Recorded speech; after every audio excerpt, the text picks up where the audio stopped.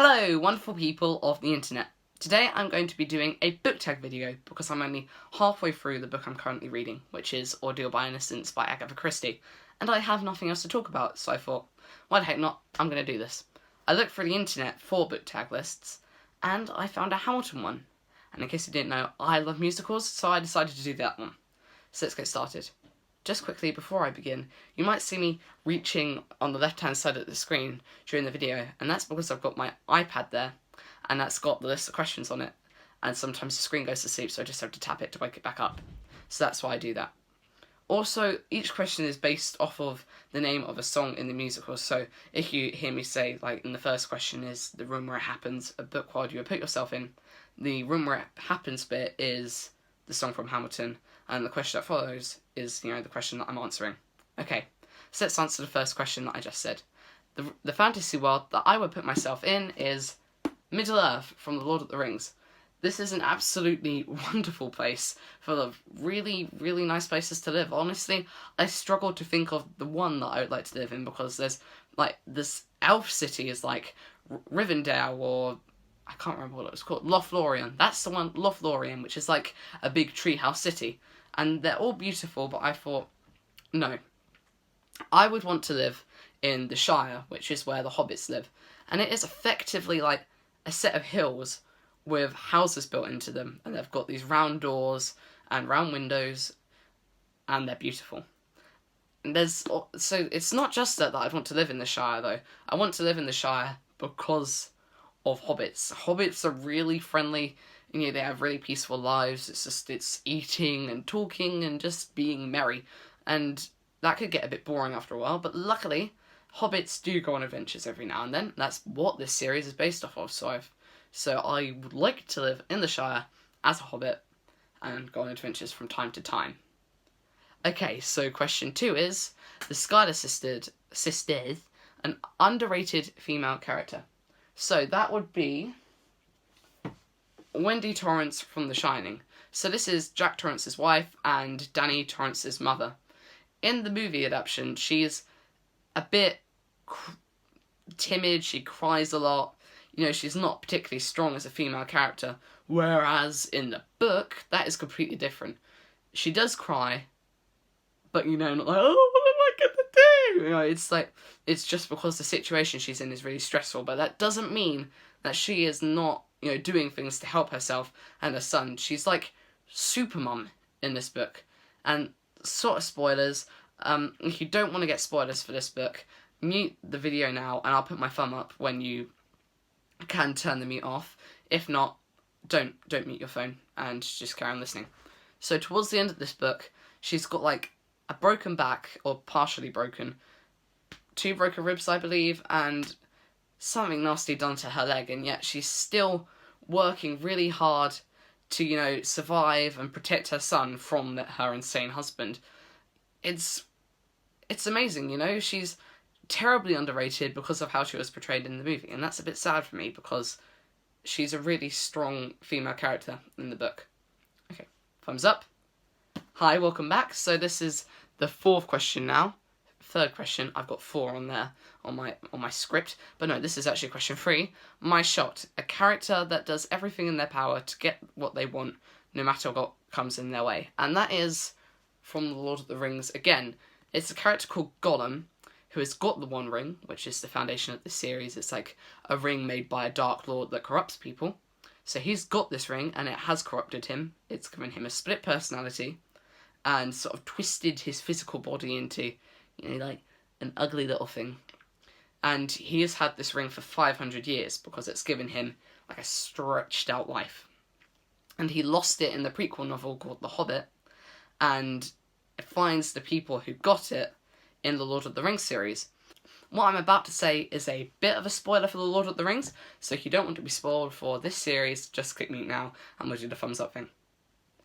Okay, so in the Lord of the Rings trilogy, he has found the people who took the ring, and he's doing everything in his power to get the ring back, to trick them, make them die so that he can take it. Even up until the moment he dies, he's constantly working to get the ring back, and it's a bit bittersweet. In the end, he gets the ring back, but that's because he's fallen into the lava of Mount Doom, where the ring's going to be destroyed. So, he's melting with the ring, and he's like, yeah, I finally got it. But, he's dying as well. So it's a bit sad. But, he did work really hard to get the ring back. Okay, thumbs up. Welcome back. We're now on question 4. You'll be back, the sassiest villain. Now, this villain is from Fullmetal Alchemist, which is a manga series, which is essentially a Japanese comic book. You read it from right to left.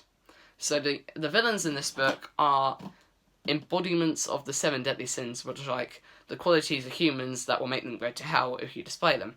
Specifically, lust in this series. Now, it's a bit an innuendo based, a bit frisky, but she's very, very, very sassy in this series, and it made me laugh quite a lot.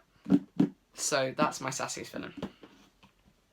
Question 5. Non-Stop, a series that I marathoned. Well, that has to be, I'll just go and get the first book.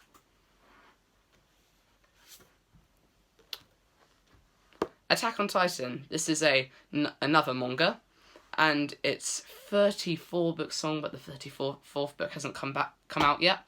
It's coming out next month, and that will definitely be on my to be read next month once it comes in the post.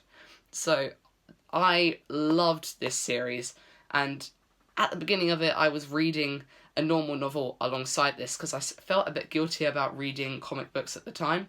But then I thought, screw it, I love this too much, I'm just gonna read it as much as I could. I think I finished it in about 2 weeks. 2 weeks. I got up to date in 2 weeks, 3 weeks, and that's pretty fast for me. I read about one of these in 2 days, and I only got about an hour's reading each day around school. So that's a book series I've marathoned. I would recommend this series, by the way. It's very gory, it's very dark, and the beginning of it isn't even that good, but I would recommend this, or at least the anime series. Same goes for Fullmetal Alchemist, but this was never bad. This is some high quality books / TV here. I definitely give these both a try. So I'm just going to go and pop this back. I am extremely touchy about these books. I'm worried that they're going to get water on them and all the pictures will, what's the word? Leak, sort of. They'll drip down the pages so you can't look at them anymore. So I'm very touchy about these, so I won't put this down like I have done with the rest of the books.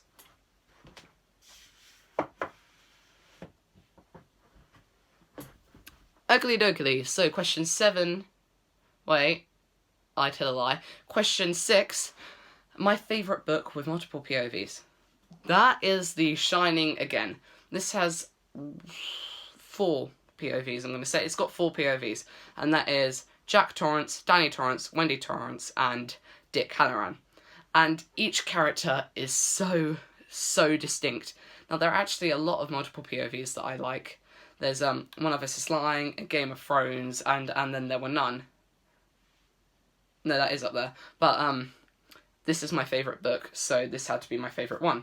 The characters, as I said, are really distinct, and spoiler, we'll do the thumbs up thing, mute the video now. With Jack Torrance, he's going insane, and the way Stephen King wrote that through his viewpoint as he's slowly just losing the plot was mind-blowing. I loved it. Love this book, love the POVs. Read it if you're not a scaredy cat. Okay, thumbs up. Welcome back. We're now on question 7. Yeah, we're on question 7. This is Who Lives, Who Dies, Who Tells Your Story? A book / series that will be remembered through history. That's The Lord of the Rings again. Now, in case you didn't know, this is sort of the book that established the fantasy genre for all audiences. Up until then, it was sort of, children's based, Alice in Wonderland. That's pretty much most of the fantasy they had. But Tolkien wrote The Lord of the Rings and opened up the fantasy genre to everyone, to adults, to oldish children. Everyone read this, and he also established some tropes, which are sort of things that are used a lot in genres, sort of like wizards, chosen one quests, all that. That's in The Lord of the Rings. It established it all, and it is no doubt going to go down in history. Okay, so now we're on question 8. Helpless, a relationship you were rooting for from the start. Now, I don't read many romances, but the ones that I have, except from Twilight, I have been really invested in. But the one that I've been the most invested in is Winry and Ed from Fullmetal Alchemist. So Ed is the guy on this cover, and Winry is his mechanic. As you can see here, he has a metal arm, and she fixes it for him whenever he hurts it, which is a lot. And they sort of flirt a bit at the beginning, and then they start to catch feelings for each other. And I'm sitting there, and I was crying myself to sleep every night. Not really, but, exaggerating. Because I just wanted them to get together already. And spoiler, again, mute the video if you don't want to hear this. I'll thumbs up. Okay, towards the end of the series, they finally confess their feelings towards each other. And I couldn't get this smile off my face. I was like, yes, yes, yes, it's happened. I loved it, I loved it, I loved it. Winry and Ed forever. Okay, thumbs up. Hello again. We're now on question 9, which is the 10 Dual Commandments, my favourite fight scene. Now, I couldn't choose for this one, so I've got 2 books. That is The Shining and Attack on Titan, which I won't get back down. Now, this is going to be an entirely spoiler-based question, so please mute your video now if you don't want to be spoiled for either of these books. I'm really sorry how much I'm making you do this video, but I want to explain myself. Please mute the video now, and I'll thumbs up when you can unmute. Okay, so first The Shining. Wendy Torrance, as I've said, has been assaulted by Jack in this book, and it was the moment when that was happening that was great for me. Now, though this is a horror book, I didn't find it too scary. Like, there was some really good horror stuff, but I wasn't like, oh my god. But this one scene is the one that got me. So basically, she's come down the stairs, she's looking for Jack, because she knows he's down there somewhere, and she wants to try and negotiate with him. And he comes out of nowhere, and he has got a mallet. He has got a mallet, and that's going to hurt a lot if that hits you. And he's on her, and he's huge, and he's knocked her over, and he's trying to whack her, and he's hitting quite a few shots, and she's just scrambling away, trying to get up the staircase. And at one point, she stabs him in the back with a knife. And they're both really injured and chasing each other. And my heart was going up 1,000,000 miles per hour. And I was terrified for them. Both of them. Because this is sort of the end of their relationship. Jack got this job at a hotel. That's the setup for this book. Because he wanted to fix his marriage. And this is where it ended up. He went insane and tried to kill her. And it was so well written and so scary. I just... Amazing. I love this book. The next one is Attack on Titan, and this isn't much of a fight scene, but I had to put it in there because it's sort of a fight. It leads on to a fight. And that is when Commander Irvin, who is like the leader of this group of people in the story, leads a suicide march against a giant Titan. A Titan is like, a giant. And they know they're going to die, and they're doing this to give this one soldier a chance to kill it. And he gives this amazing speech alongside what's happening, because in a comic book you can have it going alongside. It's like a flashback playing over what's actually happening. And this made me cry. I very rarely cry in books. The only books that have ever made me cry are Fullmetal Alchemist, Harry Potter, and Attack on Titan. And oh boy, I was crying my eyeballs out. My mum came upstairs to check on me, and she came in and she just saw me bawling, and she was so concerned. But that moment hit me so hard, it felt like a punch in the face, so I have to put that in here, even if it's not, a fight scene per se. Okay, thumbs up. We're now on question 10. Say no to this, a guilty pleasure read.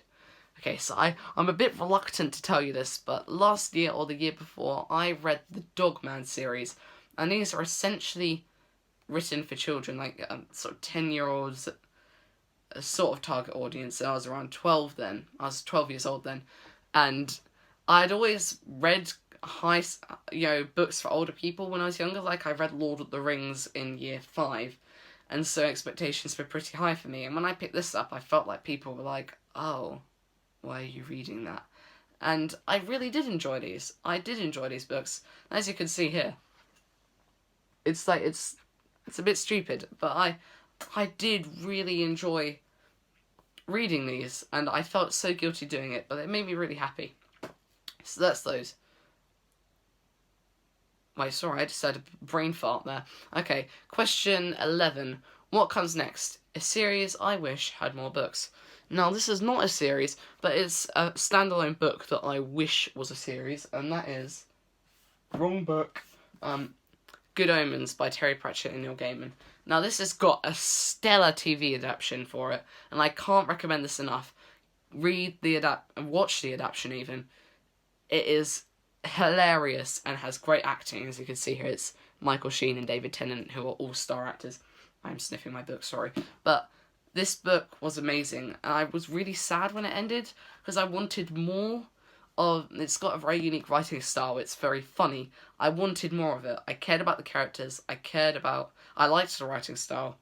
I sort of had withdrawal after reading it, so I want a sequel to this. I know there's going to be a season 2 of the TV show, even though there isn't another book to go on. And Terry Pratchett's dead, sadly. May he rest in peace. He was an amazing author. He also wrote the Discworld series.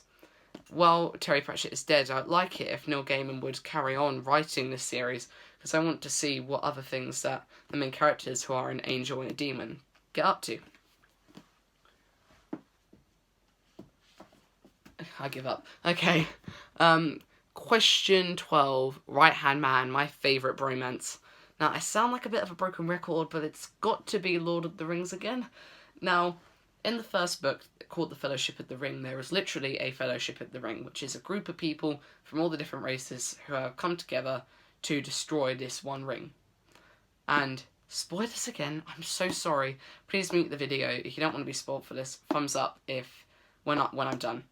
Okay, so at the end of this book, the Fellowship breaks, and Sam and Frodo go in one direction, and Aragorn, Pippin, Merry, Gimli, and Legolas go in the other way. And Sam and Frodo are stuck trying to get to where you destroy this ring, which is in the Dark Lord's sort of domain in a volcano. And they're being led by Gollum, who can't be trusted. And Sam and Frodo are just the best friendship I've ever read. It's really pure, they're looking out for each other. And Sam... I love Sam. He carries on going, because Frodo is slowly being corrupted by this ring. And Sam's always there for him and encouraging him. And he goes through hell in this book, Sam does, because Gollum starts to get to Frodo and convince him that Sam is trying to betray him. And Sam has to go through all that, and still never leaves Frodo's side. And I love Sam. Everyone needs a Sam in their life. My favourite bromance is definitely Sam and Frodo. Okay, thumbs up. We're now on question 13. Why did I miss a book series you were late to reading? A book/series, sorry. Now that is up here somewhere. There it is. Skellig by David Almond. Now, this was a class book we were reading in year 6, and I believe I was sick and missed the end of it. So the rest of my class knew about it, but I didn't, and then I reread it recently.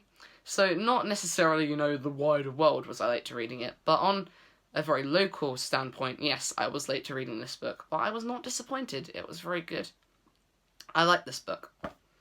Okay, we are on question 14 now. Stay alive. A character you wish was still alive. Let me just go and grab the book.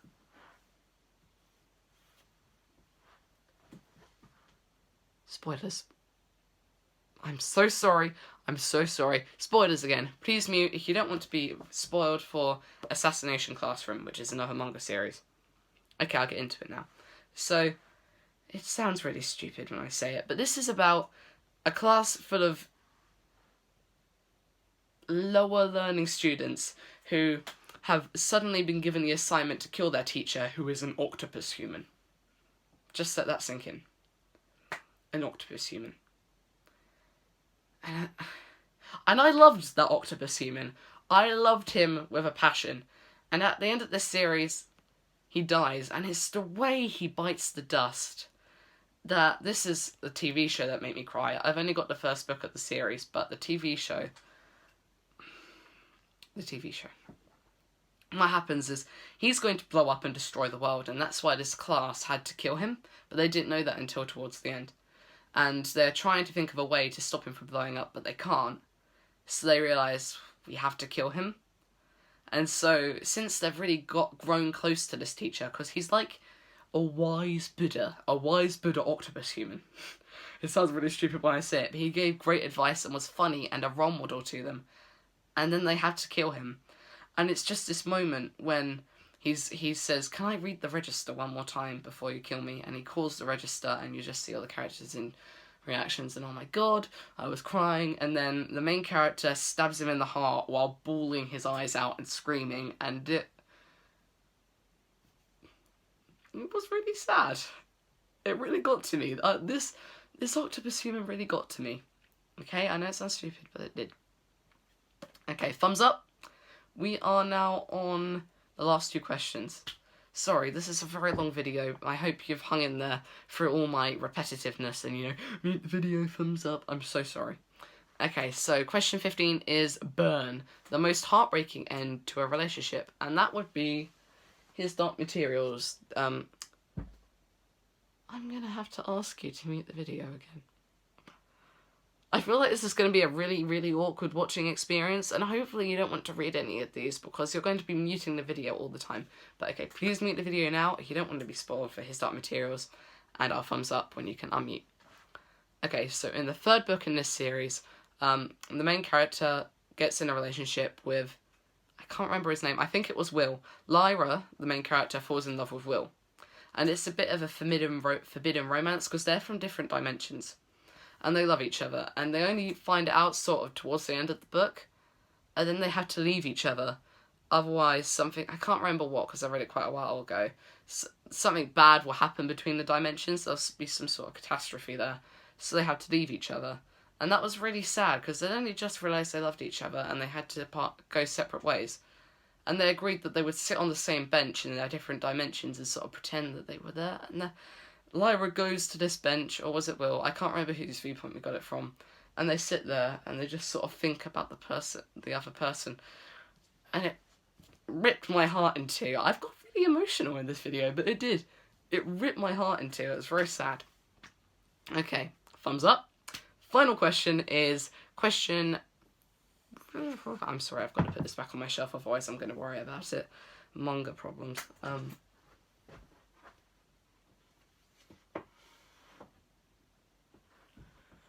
Okay, question 16. The Reynolds Pamphlet, a book with a twist you didn't see coming. That would be Murder on the Orient Express by Agatha Christie. Now, I've spoken about this quite a lot recently on my channel. I did a review for the book and the movie, so you probably know quite a fair amount about it. If not, I'll put the book review. I'm going to point in the right direction this time. I didn't last video. I'm going to put a link up here. Okay, so this is a mystery book, and there's been a murder on this train, and the detective has to, find out who's done it. And this, I'm not going to make you mute the video to explain it, but the solution blew my mind.